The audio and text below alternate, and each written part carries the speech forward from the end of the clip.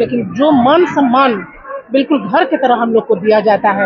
हमारे जेडीयू में महिला का जो मान सम्मान है वो अन्य किसी पार्टी में नहीं है। हमारी महिलाएं यहाँ बिल्कुल सेफ है, हर तरह से वो सेफ है। हर क्षेत्र में हम लोग आगे बढ़ रहे हैं। अभी जो चुनाव आएगा बिल्कुल तैयारी कर, हम लोग पूरे बूथ पे जाएंगे, बूथ पे जाके गांव-गांव, शहर-शहर, हर जन-जन तक उनका संदेश पहुंचाएंगे।